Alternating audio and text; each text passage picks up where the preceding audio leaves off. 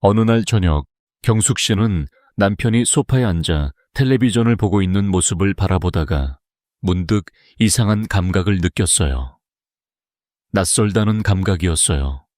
25년을 함께 살았는데 그 사람이 낯설었어요. 아니, 정확히는 달랐어요. 그 사람이 낯선 게 아니라 그 사람 옆에 앉아 있는 자신이 낯설었어요. 누구지, 이 여자는? 무엇을 좋아하고, 무엇을 원하고, 무엇을 꿈꾸는 사람이지? 그날 밤, 경숙 씨는 욕실에 들어가 문을 잠그고 한참을 거울을 들여다봤어요. 눈가에 주름이 깊어진 얼굴, 며느리 앞에서 늘 반듯하게 매만지던 머리카락, 남편 회사 동료들 모임에서 늘 웃으며 음식을 내오던 손. 이 얼굴이, 이 손이 정말 나인가?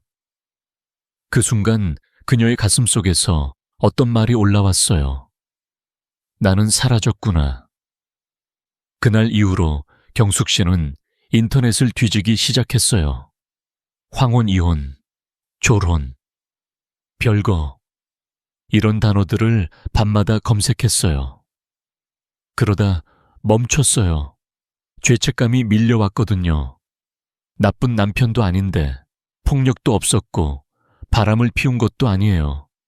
그냥 그 사람 옆에 있으면 내가 없어지는 것 같아서.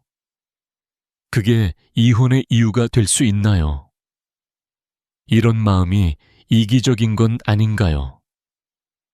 칼 융은 이 질문을 들었다면 아마 이렇게 말했을 거예요. 당신이 이기적인 게 아니에요. 당신의 영혼이 마침내 말을 걸기 시작한 거예요. 융은 평생 인간의 심연을 들여다봤어요. 그리고 그가 발견한 것 중 하나는 사람이 중년에 이르면 내면에서 아주 강력한 압력이 생긴다는 거였어요. 그것은 부수거나 도망치려는 충동이 아니에요. 그것은 진짜 자신이 되려는 영혼의 요청이에요. 융은 그것을 개성화, 독일어로 인디비두아치온이라고 불렀어요. 영어로는 인디비두에이션, 우리말로 굳이 옮기자면 자기 자신이 되어가는 여정이라고 할 수 있어요. 그런데 이 여정은 언제 시작되냐고요? 대부분의 경우 삶의 후반부예요. 40대, 50대, 그 어딘가에서요. 왜 하필 그때냐고요? 왜냐하면 그때까지 우리는 너무 바빴거든요. 살아남느라, 인정받느라, 좋은 딸이 되느라, 좋은 아내가 되느라, 좋은 며느리가 되느라, 그 모든 역할을 충실히 해내느라 진짜 나는 어딘가에 잠들어 있었어요. 그리고 중년이 되어 아이들이 독립하고 부모님이 세상을 떠나고 직장에서의 역할이 줄어들기 시작하면 그 고요 속에서 잠들어 있던 무언가가 깨어나요. 그리고 말해요. 이제 내 차례야. 경숙 씨가 욕실 거울 앞에서 느꼈던 그 낯설m, 그 공허함, 그 사라짐의 감각. 융의 언어로 말하자면 그것은 자아가 보내는 신호가 아니에요. 그것은 더 깊은 곳, 윤기 자기 셀프라고 부른 내면의 중심이 보내는 신호예요. 그 중심이 말하고 있는 거예요. 지금 우리가 살아가는 방식은 진짜 내가 원하는 삶이 아니에요. 라고. 그러면 그 신호에 응답하는 방법이 반드시 이혼이어야 하는가? 융은 그렇게 말하지 않았어요. 하지만 융은 또 이렇게도 말했어요. 그 신호를 무시하는 것, 그것이야말로 진짜 위험하다고. 지금 이 이야기를 듣고 있는 당신도 어쩌면 비슷한 감각을 느끼고 있을지도 몰라요. 대단한 사건이 있었던 것도 아닌데, 남편이 나쁜 사람인 것도 아닌데, 그냥 문득 이게 내 삶이 맞나 싶은 그 감각. 그 감각을 지금부터 함께 들여다보려고 해요. 판단하지 않을게요.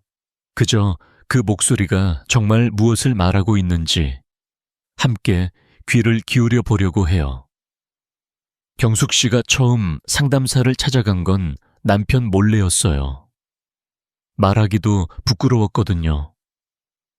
멀쩡한 남편 두고 이혼을 생각한다고 하면 사람들이 뭐라고 할까?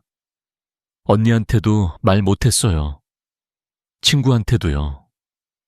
혼자 가슴속에 품고 다니다가 그 무게를 더는 혼자 들 수 없을 것 같아서 겨우 용기를 내서 찾아간 거였어요.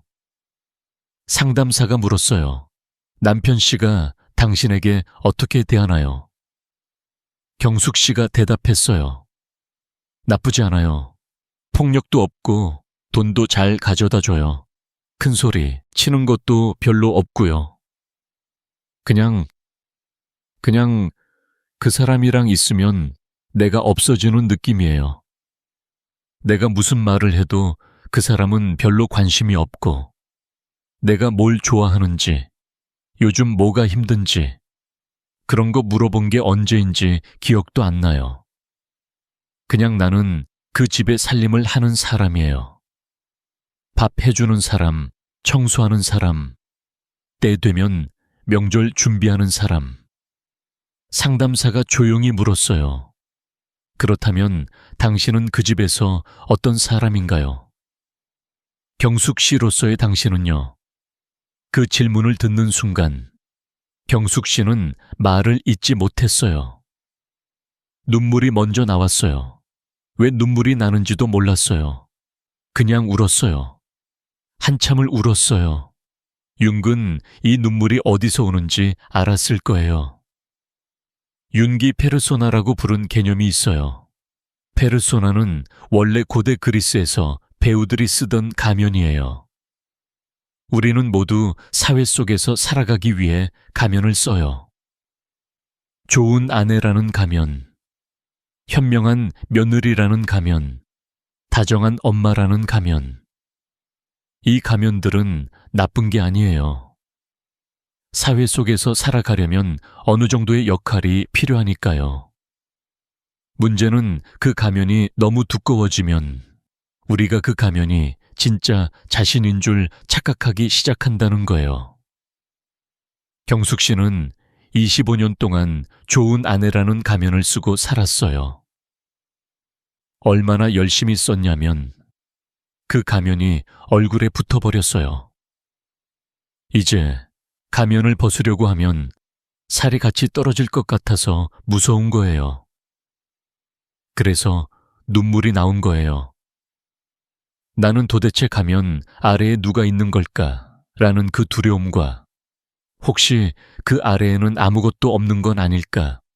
라는 그 공허함이 한꺼번에 밀려왔으니까요. 그런데 윤근 말해요. 가면 아래에는 반드시 무언가가 있다고. 그리고 그것이야말로 진짜 당신이라고. 그것을 윤근 셀프, 자기라고 불렀어요. 삶의 전반부에 우리가 바깥 세상을 향해 에너지를 쏟는 동안 자기는 안에서 조용히 기다리고 있어요. 그리고 중년이 되면 그 자기가 더 이상 기다리지 못하겠다고 문을 두드리기 시작해요. 그 두드림이 때로는 공허함으로 나타나고, 때로는 이유 모를 눈물로 나타나고, 때로는 아무것도 아닌 남편을 보며 드는 낯설므로 나타나요.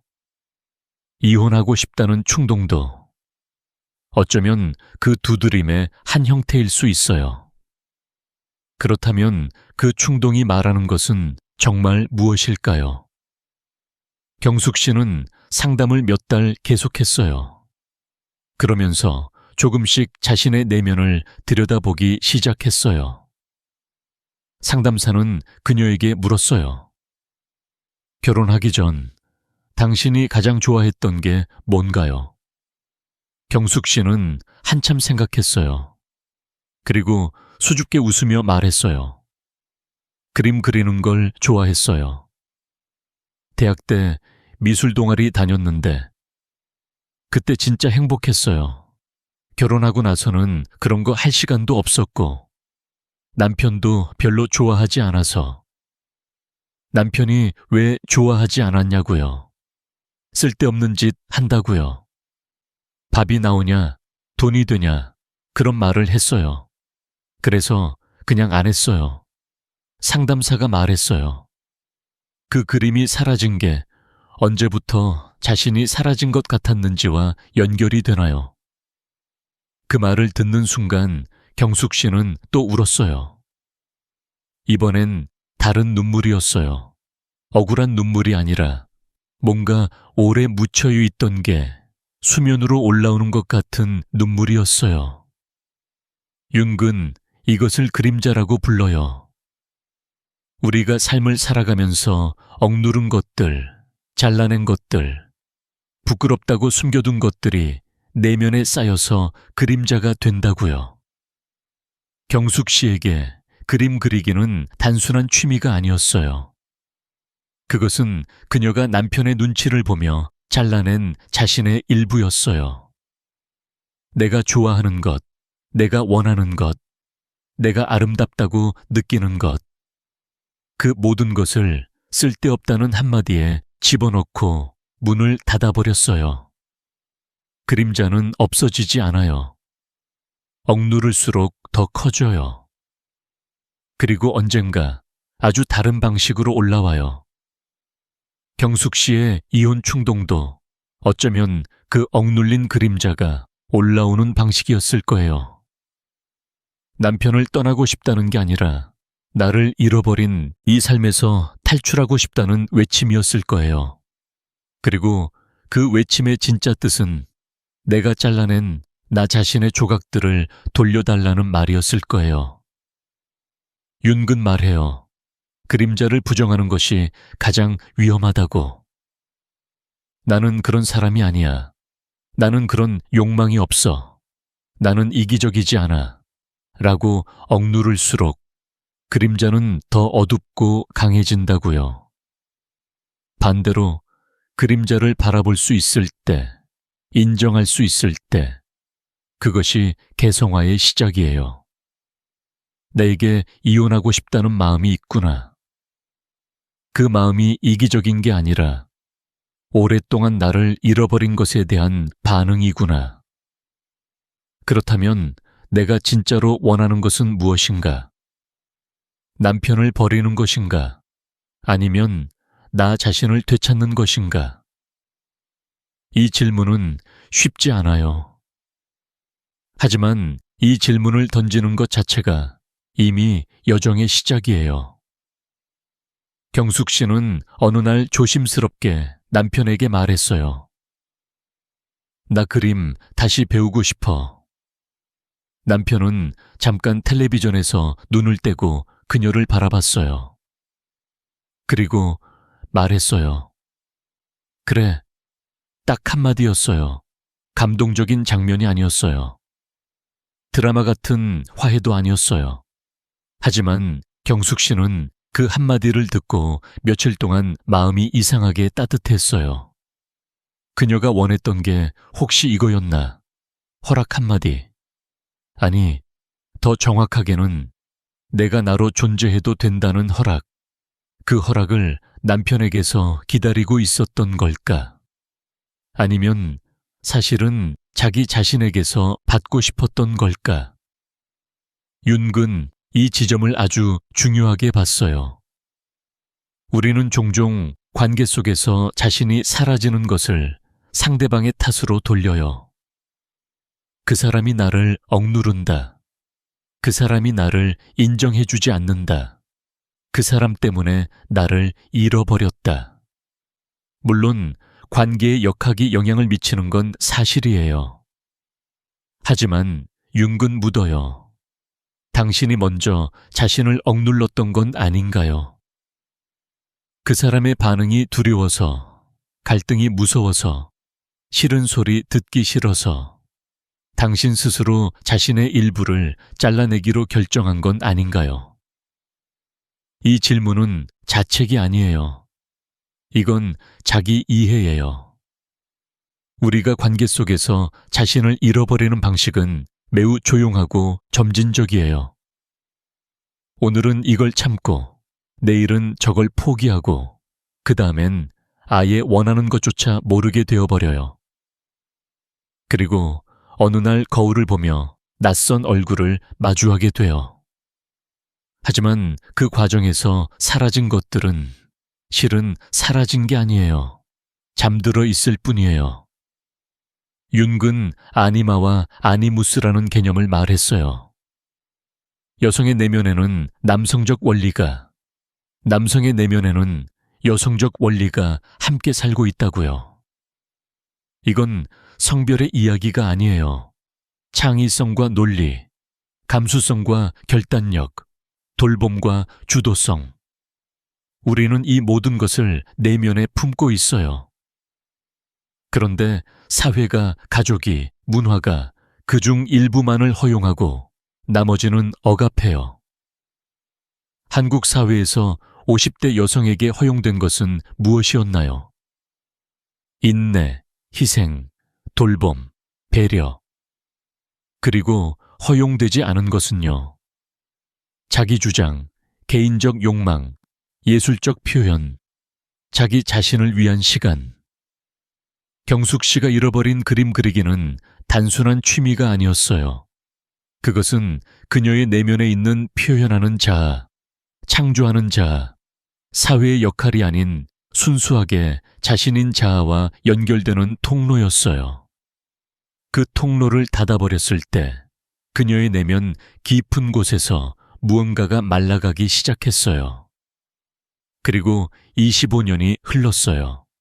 윤근 중년의 위기를 파괴로 보지 않았어요. 그는 그것을 변환의 시간으로 봤어요. 삶의 전반부가 세상 속에서 자신의 자리를 찾는 여정이었다면 삶의 후반부는 자신의 내면으로 돌아와 진짜 자신을 찾는 여정이에요. 그리고 이 두 번째 여정은 첫 번째 여정보다 훨씬 더 깊고 훨씬 더 무섭고 훨씬 더 아름다워요. 왜냐하면 첫 번째 여정에서는 지도가 있었어요. 좋은 성적, 좋은 직장, 좋은 결혼. 사회가 만들어 놓은 지도가 있었으니까요. 하지만 두 번째 여정에는 지도가 없어요. 오직 자기 자신만이 나침반이에요. 그 나침반을 찾는 방법이 뭐냐고요. 윤근 말했어요. 당신 안의 목소리에 귀를 기울이라고. 꿈에 귀를 기울이고 반복되는 감정에 귀를 기울이고 아무 이유 없이 끌리는 것들에 귀를 기울이라고. 그리고 가장 중요한 것은 자신이 억누른 것들을 바라볼 용기를 가지라고. 경숙 씨는 그림 수업을 등록했어요. 동네 문화센터에서 하는 아주 작은 수업이었어요. 처음 그림을 그리던 날, 그녀는 붓을 잡은 손이 떨렸어요. 25년 만이었으니까요. 잘 그리지 못했어요. 손이 삐뚤었고 색이 이상하게 섞였어요. 하지만 그 시간 동안, 딱 그 2시간 동안은 자신이 아내도 아니고 며느리도 아니고 엄마도 아니고 그냥 경숙이었어요. 그 감각이 너무 오랫동안 그리웠던 거예요. 집으로 돌아왔을 때 남편이 어땠냐고 물었어요. 또 그 한마디짜리 질문이었어요. 하지만 이번에는 그 질문이 달리 들렸어요. 경숙 씨는 미소 지으며 말했어요. 좋았어. 관계는 바뀌지 않았어요. 남편은 여전히 말이 없었고 경숙 씨의 그림에 크게 관심을 보이지 않았어요. 하지만 경숙 씨는 달라졌어요. 아주 조금, 아주 조금씩. 윤기 말한 개성화는 관계를 끊는 게 아니에요. 관계 속에서도 나 자신이 되어가는 거예요. 상대방이 변하기를 기다리는 게 아니라 내가 먼저 나로 돌아오는 거예요. 그리고 내가 나로 돌아올 때 때로는 관계도 달라지고 때로는 관계의 의미 자체가 달라져요. 이혼이 답인지 아닌지 그 질문에 윤근 직접 답하지 않았어요. 왜냐하면 그 답은 오직 당신만이 알 수 있으니까요. 하지만 윤근 이것만큼은 분명하게 말했어요. 자기 자신이 되지 못한 채 내리는 결정은 자유를 향한 것이 아닐 수 있다고. 진짜 자유는 바깥의 상황을 바꾸는 것이 아니라 내면에서 자신을 되찾는 것에서 온다고. 그러니까 지금 이 질문을 스스로에게 던져보세요. 나는 지금 이 관계에서 나 자신으로 살고 있는가? 이 질문의 답이 예스라면 지금의 삶은 충분히 아름다워요. 이 질문의 답이 노라면 그것은 이혼의 이유가 될 수도 있지만 동시에 다른 무언가의 시작이 될 수도 있어요. 억눌린 자신을 되찾는 여정의 시작. 경숙 씨는 아직 이혼을 결정하지 않았어요. 하지만 한 가지는 결정했어요. 이제는 자신의 목소리를 더 이상 무시하지 않겠다고. 억누르지 않겠다고. 내가 좋아하는 것, 내가 원하는 것, 내가 아름답다고 느끼는 것. 그것을 쓸데없다고 잘라내지 않겠다고. 그것이 개성화의 시작이에요. 아주 작고 아주 조용한, 하지만 가장 용감한 결정. 2024년 한국에서 이혼 상담을 받은 40대 여성이 가장 많았다고 해요. 29.7%. 셋 중 하나는 40대 여성이었어요. 그 숫자 뒤에는 경숙 씨 같은 이야기들이 있을 거예요. 나쁜 남편도 아닌데, 폭력도 없는데. 그런데 나는 사라졌어. 그 말을 입 밖에 낼 용기도 없어서 밤마다 혼자 검색창에 타이핑하던 사람들의 이야기가. 그 목소리들은 이기적인 게 아니에요. 그 목소리들은 오랫동안 잠들어 있던 자아가 마침내 깨어나서 말을 거는 거예요. 이제 내 차례야 라고. 윤근 이 목소리를 무시하는 것이 가장 큰 실수라고 했어요. 왜냐하면 이 목소리는 멈추지 않기 때문이에요. 억누를수록 더 커지고 무시할수록 더 강해지고 어떤 방식으로든 결국 밖으로 나오고야 말아요.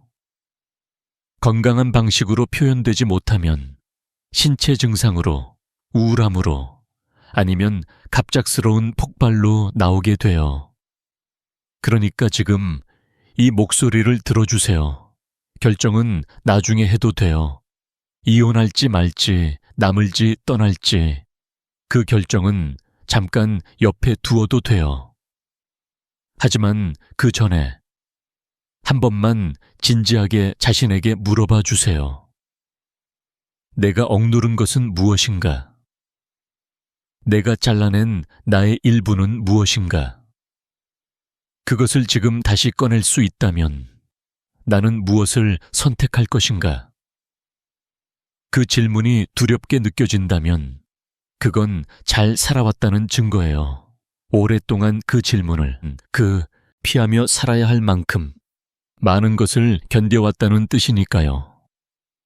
그리고 지금 그 질문이 떠오른다는 것은 이제는 그 질문을 마주할 준비가 되었다는 뜻이기도 해요. 윤근 이런 말을 남겼어요. 당신이 무의식을 의식화하지 않으면 무의식이 당신의 삶을 이끌어갈 것이다. 그리고 당신은 그것을 운명이라고 부를 것이다. 당신의 삶을 운명이 이끌게 두지 마세요. 당신이 직접 이끄세요. 그러기 위해서는 먼저 자기 자신이 누구인지를 알아야 해요. 그리고 그것을 아는 방법은 내면을 들여다보는 용기를 내는 것뿐이에요. 그 용기가 오늘 여기까지 들어준 당신에게 이미 있다고 믿어요. 경숙 씨는 오늘도 그림을 그려요. 잘 그리는 건 아니에요. 하지만 그 시간만큼은 완전히 자기 자신이에요. 그리고 그 시간이 조금씩 길어지고 있어요. 아직 이혼을 결정하지는 않았어요. 하지만 한 가지는 분명해요. 이제 그녀는 사라지지 않을 거예요. 어떤 선택을 하든 그 선택은 경숙 씨가 하는 선택일 테니까요. 당신도 그래도 돼요. 당신이 무엇을 선택하든 그 선택 안에 당신 자신이 있어야 해요. 25년이 지난 지금 당신의 영혼이 말을 걸고 있어요.